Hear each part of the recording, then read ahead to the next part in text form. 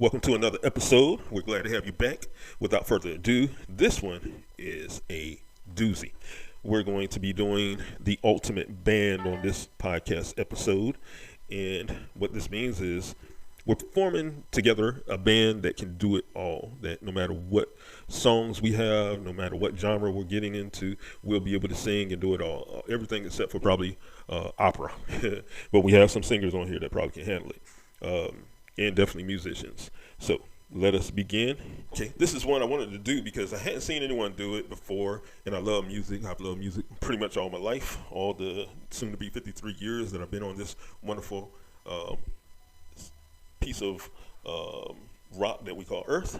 And there are so many musical genres that I love, so many musical artists that I love, that I just wanted to put together the ultimate band. If I could put together the ultimate band and pick the year that they were at what I considered their peak for this band, and that this band would be able to do it all. So if we needed some boy band songs to be done and sang and danced to, that they'd be able to do that. That eliminated some of the greater singers, I'm going to be honest with you, because to me, the greatest voice, and this is for another podcast, the greatest voice ever singing to me during my lifetime, and the reach back that I can go as far as remembering singers, is Marvin Gaye. But there are other great singers, but I've never seen Marvin Gaye dance where he could keep up with, say, the Temptations, or jump forward to the Jacksons, or jump forward to the New Edition, jump forward to Boyz II Men, and jump forward to NSYNC and all of those guys. I've never seen him do any of those type of dances, or have that ability. So I seen him do a little slow two-step and all of that, and that's all gravy. Then you have Luther Vandross, another one of he would be in my top 5, top 10 of greatest voices ever in the music industry, but he wasn't a dancer per se, so he didn't make it. The two greatest female voices to me in music industry history, Aretha Franklin and Whitney Houston, they couldn't make it. Neither one of them I've known to be that super dancer. So if we were doing girl group stuff, especially let's say we were doing some Destiny's Child or some En Vogue and stuff like that, or even TLC, could they handle the dance moves? So they didn't make it.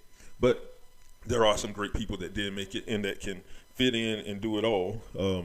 One name that I know I do not have on here, I wish I could have, but he couldn't fit in. Another honorable mention is Usher. Another one is Barry White, one of the great singers, one of the great baritone, bass, whichever you want to call it, singers in the history of the music industry. And he didn't make it. So I had to be very particular and very peculiar about who I picked out for each of these positions and spots. And in the strategy of it, some of the musicians are also singers. Some of the musicians can play more than one instrument. So if you needed to twist it up, flip it, and all of that kind of stuff, we would have the ability. So the way I did it, because most boy groups, boy bands are usually 3, 4, or 5 in the group. I picked 4 male lead singers or 4 male singers. I picked 4 female lady singers. And they can intertwine. If we're doing something that's more of a solo song, like a Michael Jackson by himself type song with dancers in the background, well, we'll have that one individual singer and everybody else can sing background, or they could just be off on the side of the stage doing background or whatever. But I needed people that were more like a utility knife, I think, one of those Swiss Army knives, that they can do more than one thing. That was almost essential for the singers. They didn't have to necessarily play an instrument, didn't have to necessarily have the ability to write, but they did have to have the ability to dance, sing different songs, sing different genres, have the vocals where they can reach vocal cues that some other singers couldn't. Just needed all of that filled in, because if you're going to have a Boyz II Men song being sang, none of Boyz II Men made it, but I need to have someone who had the ability to sing those type of songs and harmonies and stuff like that. So for all you real deep music people who know notes, and you can hear a note and you can hear a song or a note being played, and you can call the note A flat, B, and all of that kind of stuff. Yours is going to be different because you have a different ear. I don't have your ear when it comes to notes, but I have an amazing ear when it comes to talent, and years of listening to music and knowing talent. So If you don't like my picks, it's all good. Go in the comment section, put your picks in, and this is the feedback and everything will be fantastic. And I think it'll spawn a lot of people doing something like this, the ultimate band. So, with that all being said, we're almost getting close to the 7-minute mark in this podcast. I want to start out lead singer number 1, and remember, I'm picking the year of their artistry. So this is true fantasy band right here. But lead singer number 1. Who else? None other. Got to be the legend, the king of pop, Michael Jackson. Reason why I'm picking Michael Jackson, it should be obvious the most, but I mean, dancing, he's going to be able to do just about every dance that we're going to put in front of him to do. And we're picking Michael Jackson 1985. He's going to be young enough that he can learn moves that came after his time and moves that came before his time. Of course, he could do. You always could see Michael doing a little James Brown. You can see Michael doing a little Jackie Wilson. You can see Michael with the Jackson 5. They could do Temptation stuff. He could do disco. He could do all of that. So, of course, Michael Jackson is integral in this dream mega band. The next singer that we're picking out, we're going to pick him out from the year of 1987. And I think that's when he did probably his greatest work with his first solo album. And that singer is George Michael. George Michael, if you don't know George Michael, and that's probably going to be people who are probably about half my age and younger, so you're probably going to be in your 20s or whatever, you just don't know the talent that you're missing out on. George Michael, amazing singer. He can hit some amazing notes. So if we're doing like rock stuff, George Michael can fit in. Pop stuff, he can fit in. If we're doing country, I know George Michael can handle it. So I'm pretty sure he probably can do different notes, whether it be alto, tenor, whatever, all that kind of stuff, because he had an amazing falsetto, just like Michael Jackson. George Michael, I think, might have been able to get a little bit deeper into those musical notes and stuff like that. George Michael, amazing, and could dance his behind also. So I think he really could fit in when this band would be doing boy band type stuff from whatever era, and I think he had a great thirst for all different types of sounds, because he actually did hits that were on R&B, he did hits that were on pop, and I know he could do rock too if you put a rock song out in front of him. So if we're doing some Led Zeppelin or some Guns N' Roses, we got two singers who definitely can bang that out. Speaking of banging out and great notes, great vocal abilities and stuff like that, our third lead singer would be the amazing, the incomparable Freddie Mercury. What? If you think Freddie Mercury is not going to be on this Superband as one of the lead singers, you have got to be kidding me. And Freddie could dance. I've seen Freddie dance on old footage and videos. Now, I'm sure he can learn how to do some of the other dances too, because, he had rhythm. And that's what is important for it. He didn't have two left feet. I'm sure Freddie could cut the rug. And then vocal abilities, oh my goodness, if I could see him, I could see Freddie doing an Axl Rose song with no problem. He could do the Bowies. Shoot, I'm pretty sure they wrote one of Bowie's great songs. He can do any of that kind of stuff. If we need reggae, I would love to hear Freddie Mercury bang out some reggae, some Bob Marley and all of that, Ziggy Marley, or even if we did some Shabba Ranks, some dance hall style reggae and stuff like that, Freddie probably could kill it. And then for our final lead singer, we would have the great, the incomparable, dare I say, the voice of the Temptations, Eddie Kendricks.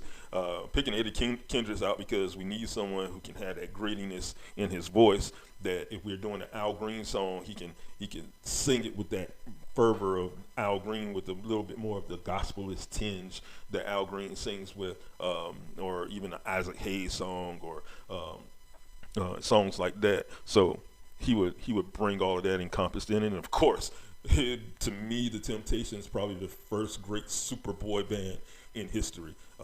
I think all boy bands, all male bands that came along owes everything to what the Temptations did, and the Four Tops also. But the Temptations were the greater of the boy bands that were formed back then. And Eddie Kendricks was the voice of them. Now, was he the one who, the main integral part of the Temptations? No. And if we've seen the movie and heard the stories, we know that he was the hardest to work with. But at the same time, if he's on that same page and he's rocking it out, he could do it. So if we're doing some gospel songs, I could throw Eddie Kendricks in there. I could bet he could kill some country songs, and you put that out in front of him too. So there you have it. Those are our 4 male lead singer, background singer, boy band singers, all of that kind of stuff. So now let's move on to our ladies in the house. Our first lady lead singer. Before I go too far, I'm sorry. Eddie Kendricks, we're picking him from 1968 Eddie Kendricks. I want the Eddie Kendricks that was deeply inserted into the Temptations. And he did great things afterward, don't get me wrong, but he was younger, so the dance moves, he would be able to kill it at a younger age. You know, the older you get, the less you're going to be able to do some of the dance moves. So that's the Eddie Kendricks that we're picking out in 1968. First female lead singer, background singer, all of that kind of stuff, girl group. I wanted to get one of the ultimate entertainers who can blow and also can dance her everything off. So we're picking 1973 Tina Turner. Enemy. That's the one we want. We don't want the What's Love Got to Do with the Tina. She can still dance, don't get me wrong, but she was definitely older, lost some steps, you know, as usually once the entertainers get past probably the age of 35, or really past the age 40, they lose steps. As the only singer I could say that even past 40 really still look great. I mean, almost like they looked prime during his steps was James Brown. James was in his 50s, and I think that might have been when he stopped splitting. So we're putting Tina Turner as our first one, and like I said, Tina Turner, 1973. Our next lead singer of the ladies part of our band would be Jennifer Lopez, Jenny from the Block, and we're picking 2005 Jenny. She still can do all the moves. I think her voice got better over time. That's why we're picking 2005 Jennifer. And in all transparency and honesty, I was gonna pick Beyonce, but sorry, Beehive Nation out there. Not sorry. So sorry, not sorry. I don't like Beyonce much. That's just personal issues. So you can do yours and do yours different. Put it in the comment section, and it's all good, all love. I'm just not her. But I respect her talent. Just not much of a fan of Beyonce. So when I was thinking about it, and I almost did it, I almost wrote her in, and I said no, I'm going J-Lo. And the great thing about having J-Lo versus having Beyonce, if I got to do some Spanish-speaking songs, I have J-Lo there to bang it out and rock it, and she kill it, because she's been killing it for over 25 years already. So, and she can dance. We know J-Lo can dance. You put any genre, any song, she could do it, because remember, she was in the Fly Girls on In Living Color, and she could, I think she also was a choreographer for In Living Color. So J-Lo could kill it. So thank you, J-Lo. 2005. Our third female lead singer and 7th lead singer overall is the incomparable, the amazing, my girl, Chaka Khan. Let me rock. So we're picking 1982 Chaka Khan. If you don't think Chaka Khan can dance, you are out of your freaking mind. If you don't think she can sing, you just don't know music well at all. Chaka Khan is that one. So yeah, we're picking 1982 Chaka Khan. And almost any type of genre of music you put in front of her, she's going to be able to kill it. She can rock it out. She can throw it. I guarantee you she can kill country better than most country singers. You put gospel out there, she'll rock it, and all of that kind of stuff, okay? So, and for our 4th lady, our 8th singer, and this is not in order of their importance. This is just how I wrote them down while I was going through it. And I was debating over this one, but I did remember she can do certain moves, and she can do them well. And so it was between her and Whitney. But Whitney, let's be honest, she don't have 2 left feet, but her right feet and her left foot seems to sometimes collide. So I didn't go with Whitney. And I know some of you Whitney fans might be upset about it, but go back and watch In Living Color, and they even kind of spoofed on her and did a skit that was amazing. The Wayne sister did it, and it was using Janet Jackson's Rhythm Nation, who I did want to put Janet in, but her singing vocals aren't good enough. She can sing, don't get me wrong. She ain't no singer. She's an entertainer. She's one of the greatest entertainers, but not a singer. So, but In Living Color did a skit, and on that skit, it was called The Rhythmless Nation. So it was Janet Dwayne's sister doing Janet, but doing her in the Rhythm Nation video, and it was just one of the most hilarious things during the time. So go back on YouTube or whatever, find that, and you're gonna be like, oh yeah, that was funny. And then go back and look at some of Whitney's videos, and you can tell, oh yeah, Whitney ain't dance. You know, she did a little two-step. Whitney was good at a two-step. That's why I said she don't have two left feet, because two left feet not even able to do a two-step. But so I picked Mariah Carey, 1998 Mariah Carey, and I needed someone with great vocal abilities who still can at least dance some, and that was Mariah. You know. Because who else is going to hit the what they call the butterfly, the bird, or whatever they call that note? She's about the only one. The only other one I could think of, and I was about to pick her also, was Shakira. I think Shakira. Maybe I got my people mixed up. No, I'm thinking of the other Mickey Mouse girl. I forget her name, but I don't know her ability to dance too well. Shakira can dance and she can sing. I don't think Shakira can hit the notes like Whitney or what's her name, Ariana Grande, and I knew it wasn't gonna be Ariana because I seen her kind of try to dance, and it is admirable but awkward. And the girl from the Mickey Mouse Club, she did the voice for a while. Anyway, I know she can hit those notes, but I'm not so sure about her dancing ability. So yeah, decided to go with Mariah Carey because especially 1998 Mariah Carey, she wasn't skipping a note. Not at all. She was killing it, and she's probably one of the top 10 lady voices for the music industry in history of modern day recording. Okay, so there we have our lead singers, and if we need girl band stuff, girl group stuff, we got it. I mean, wouldn't you love to like hear Tina Turner, Jennifer Lopez, Chaka Khan, Mariah Carey doing some SWV or some, I think it was Escape Understanding song, something like that, or even some In Vogue, Hold On to Your Love. Oh, they would kill it. They would kill it. You know, even that, when I had you, I treat you bad. Boy, you tell me that Shaka and Mariah and them couldn't kill that, you know. Or even, I would love to see Michael Jackson, George Michael, Freddie Mercury, Eddie Kendricks at those prime peak points in their life doing some new edition NE Heartbreak type of stuff. You know, it would be just wonderful. Or even if they did Can You Stand the Rain, you know, Eddie Kendricks doing the Johnny Gill part. Oh my God, it's not too many people I would say that could kill Johnny Gill. Now that we have our vocals in place, we'll just refresh it real quick. Once again, we have Michael Jackson, 1985, George Michael, 1987, Freddie Mercury, 1980, Eddie Kendricks, 1968, Tina Turner, 1973, Jennifer Lopez, 2005, Chaka Khan, 1982, and Mariah Carey, 1998. Now, let's start filling out our instruments. Okay. Now, remember, I said earlier when I picked my instrumentalist, I wanted them to be multi-talented. So I may have skipped somebody like what's his name, Slash, I think, the guy who did the lead guitar for Michael Jackson's Beat It. That I think he was also part of Van Halen, and I skipped some of the great, and I mean great musicians. So yours, like I said, once again, may be different, but I was thinking about what if I need to interchange some stuff, what if I needed to add a little something to something and have somebody leading even though they aren't necessarily considered a lead singer. So of course, my first selection for my Superband, he could do almost everything that everybody else up there that could do, and pretty much almost every instrument that we have in our Superband other than the wind instruments. So my first pick, and I'm putting him on rhythm guitar and lead guitar, or lead guitar and rhythm guitar, whichever way you want to do it, because I want 3 guitars for my group. I want somebody to play the rhythm, the lead, and the bass. So my first pick, he could do all of those. And he could do the drums, and he could do the keys and the organs and all of that. So most of you already know before I even say it. Number 1, Prince Rogers Nelson. Are you kidding me? How can you not have him in your Superband? Put him where you want. You know, other people who pick, you might want to put him on the drums because he can do that. You might want to put him on the keys, the piano, or the organ, or anything like that. Like if you're doing a gospel, banging out a gospel song, have him on the organ. He can do that. You need somebody on a harmonica.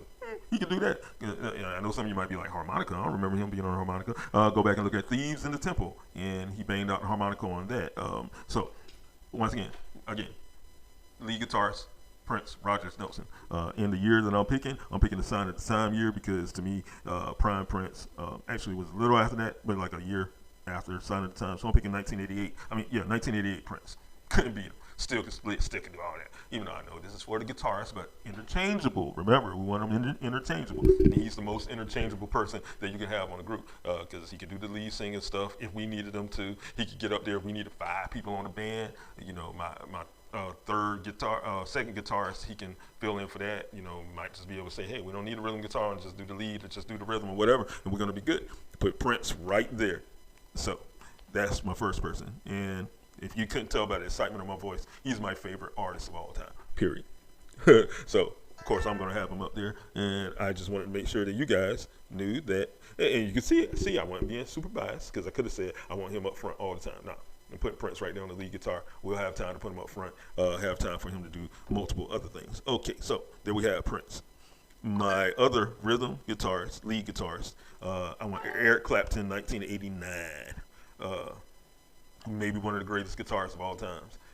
No, it's no maybe. He's definitely one of the greatest guitarists of all time. What I meant to say is maybe the greatest guitarist of all time, depending on who you ask, where you ask, all that kind of stuff. But then if you ask him, he said, hey, it's Prince. But who knows? So Eric Clapton. And I debated on this one. I couldn't not have him on there because to me, he may be as good, well, he is as good as Prince. Possibly greater, maybe. My biased opinion says Prince is greater, but people who actually play the guitar and know the instrument and stuff like that, y'all might say differently. So hit that up in the comment section, depending on which one you're listening to, whether you're listening to this on YouTube or you're listening to this on the podcast, regular podcast, audio. So there you have it, Eric Clapton. Other people that I was thinking about Carlos Santana, I was thinking about Jimi Hendrix. Kind of thought about, what's his name? Blues singer. I'm having a brain fart right now. I see his face. Lucille, why can't you be true? Anyway, you know what I'm talking about. I was thinking about him, but I really hadn't heard him play much more than blues and kind of more hillbilly rockish and stuff like that. You got Chuck Berry, you got, and like I said, you also have a lot of the rockers from the 80s who are amazing guitarists, but I don't know vocally where they would fit if we need to fit them in. Eric Clapton can absolutely sing. He can absolutely play. I just love Eric Clapton's abilities. So there we have 1989 Eric Clapton.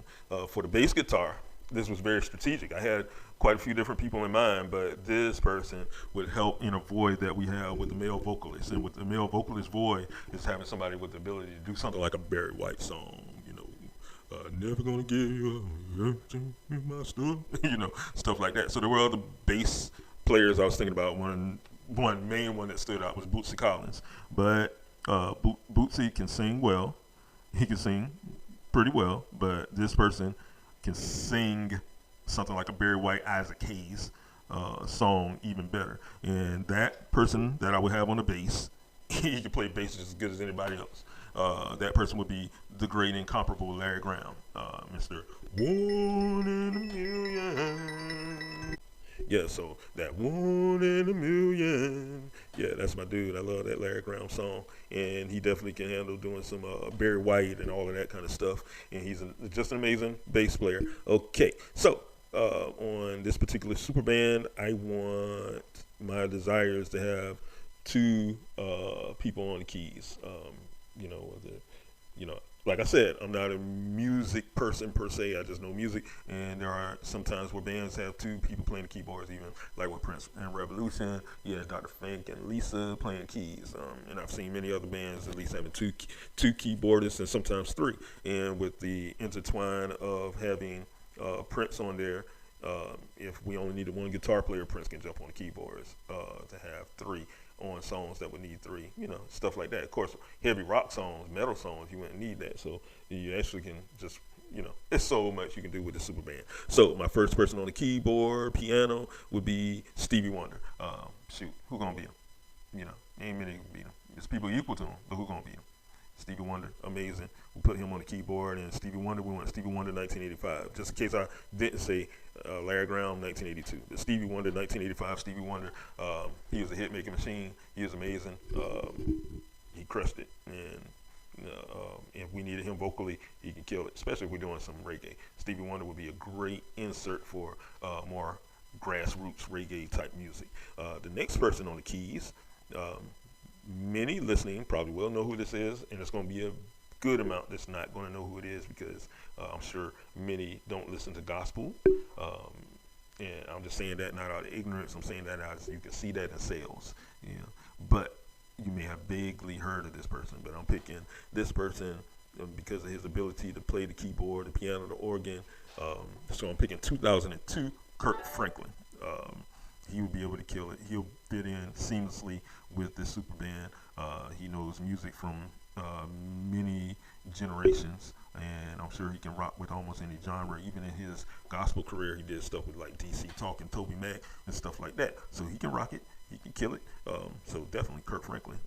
We won't have him doing any singing, but if we needed somebody to do a rap song, he probably can fit in there. Even though this Superman, honestly, this Superman isn't made to do rap songs. But if we did, let's say, since we got Shaka Khan on there and we want to do I Feel For You, which was written by Prince, just a side note, but if we want to do I Feel For You, and we needed the person doing the Shaka Khan part, Shaka Khan, let me write you. Kurt would be perfect for that. Anybody would, but Kurt would definitely be able to rock that part out. So 2002, Kurt Franklin. Number 14 position, we need our drummer.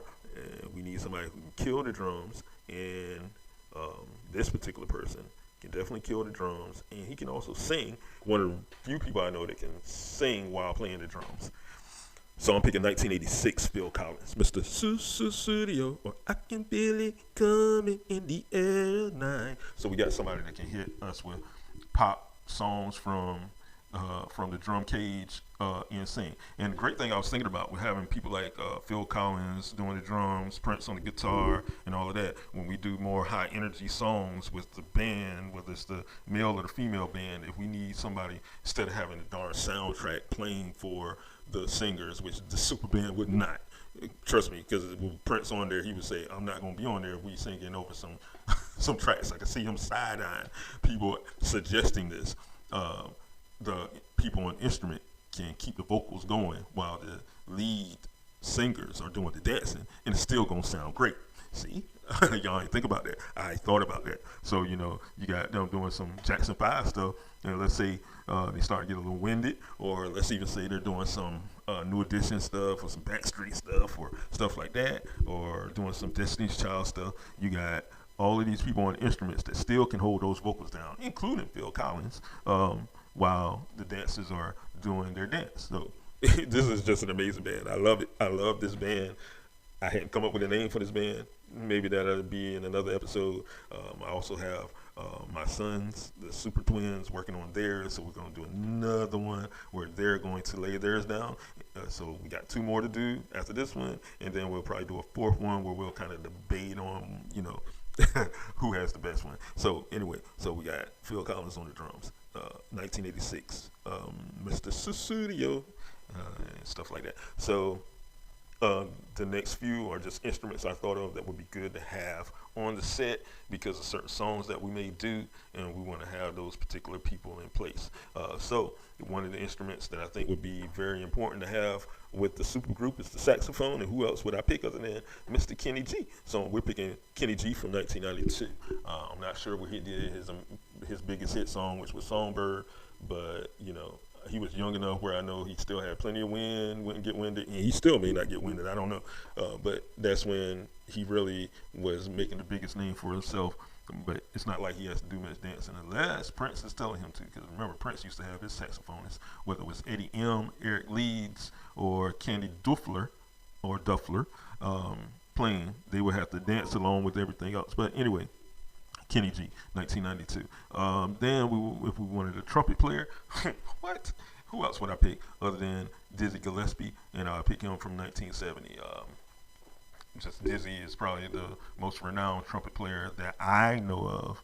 And if there are some that are great, they're probably about equal to or a little bit under him. I don't think there's anyone who is better. And for anyone who doesn't know Dizzy, just look him up and you'll see, like, I call him like he's almost like the frog trumpeter, because his cheeks would get humongous when he would play. I mean, humongous. I don't know how he came back down and he looked normal, but his cheeks would get humongous when he would play. So next on the super band, we're going to have someone on a harmonica, and that would be Little Walter, 1960. You don't know who Little Walter is, go back, listen to his stuff. He's one of the amazing blues players. If you want to know a little bit about him biographically, go watch Cadillac Records, where he was one of the featured people, but an amazing harmonica or harp player, as they called it. He was amazing. The funny thing about it is, if we did need an extra one, We have two other people who can play, not as good as him, but they can play. The next best one on my super band is Stevie Wonder, of course, and then after him, Prince. And maybe some of the other people can, I just don't know of, but definitely. But having Little Walter on there, we would kill it. We would kill it. And the last instrument that I'm picking for this particular super band, and we'll round out this super band to 18 people. Boy, them tickets gonna be expensive. I mean expensive. It's going to be 1990 Charlie Daniels, and I couldn't think of anybody better. I don't know many fiddlers. As a kid, I grew up watching Hee Haw. For those who don't know, Hee Haw on YouTube it, but it was a variety show. It came on every Saturday. We didn't have a lot of stuff to watch, so that opened me into and exposed me to being a fan of country music. Not all country music. I don't like all of it, but I do like some country music. I like a lot of the modern day country music, but it kept me from being like, oh, I hate country music. How am I gonna hate it? And as a kid, I used to see it on a variety show every Saturday.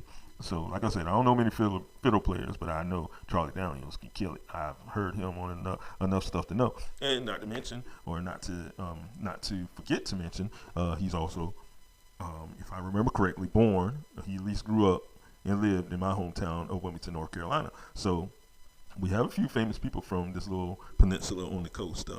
Probably the most famous, the wealthiest out of Wilmington, the greatest to ever play the game of basketball, many would say. I actually have him in, where did I put him? I put him like second, third place. I think I put him in second place. I put him behind Bill Russell. A lot of people burn me on that. I don't care. I believe what I believe. I mean, Bill Russell, 11 rings. I know this is a subject for another one. But anyway, Michael Jordan. Michael Jordan from Wilmington, North Carolina. Charlie Daniels from Wilmington, North Carolina. David Brinkley from Wilmington, North Carolina. And hey, y'all listening to me from Wilmington, North Carolina. So there you have it. Charlie Daniels, 1990. Why I picked 1990? Because I couldn't remember when the song "Devil Came Down in Georgia," I think, or whatever, came out. But I do know that at least it was already out by 1990. I do believe I know. If not, then we'll go Charlie Daniels, 1995. But there we go, Charlie Daniels. So there you have my super band. Run through it real quick one more time before we sign off.